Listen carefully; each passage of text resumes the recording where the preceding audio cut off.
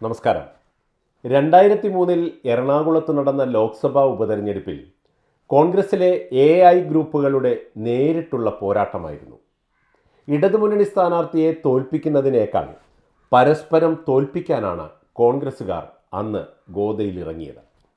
കോൺഗ്രസിലെ group സമവാക്യങ്ങൾക്കനുസരിച്ച് I ഗ്രൂപ്പുകാർക്ക് തീരെഴുതി നൽകിയിട്ടുള്ള എറണാകുളത്ത് ആന്റണി ഗ്രൂപ്പുകാരൻ സ്ഥാനാർത്ഥിയായതോടെയാണ് പാർട്ടിയിൽ കോളിളക്കമുണ്ടായത്.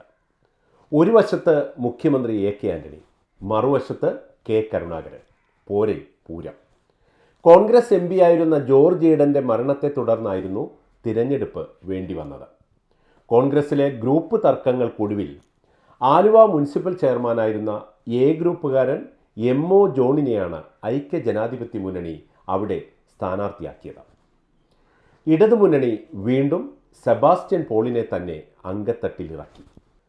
തിരഞ്ഞെടുപ്പ് യുദ്ധം മുറുകിയപ്പോൾ ആന്റണി കരുണാകര പോരാട്ടം പൂഴിക്കടകനിലേക്ക് കടന്നു. അതോടെ എല്ലാം തീരുമാനമായി. സെബാസ്റ്റ്യൻ പോളിന് കയ്യിൽ കരുതിയ ആയുധങ്ങൾ പോലും പുറത്തെടുക്കേണ്ടി വന്നില്ല. MO ജോണിനെയും അതുവഴി മുഖ്യമന്ത്രിയായിരുന്ന AK ആന്റണിയെയും തോൽപ്പിക്കാം എന്ന് കണക്കുകൂട്ടിയ I ഗ്രൂപ്പ് മൂപ്പന്മാർ രഹസ്യമായും പരസ്യമായും ഇടതുമുന്നണി സ്ഥാനാർത്ഥിയെ പിന്തുണച്ചു. കരുണാകരൻ തൻ്റെ രാഷ്ട്രീയ കൗശലം വീണ്ടും പുറത്തെടുത്തു. സെബാസ്റ്റ്യൻ പോളിൻ്റെ ചിഹ്നമായ ടെലിവിഷനെ ഓർമ്മിപ്പിച്ചുകൊണ്ട് ടെലിവിഷൻ ഇന്ദിരാജി കൊണ്ടുവന്നതാണ് എന്നും എല്ലാവരും വീട്ടിൽ പോയി ടെലിവിഷൻ കാണണം എന്നും കരുണാകരൻ കണ്ണിറുക്കിക്കൊണ്ട് പറഞ്ഞു. I ഗ്രൂപ്പുകാരാകട്ടെ കണ്ണിൽ നോക്കി.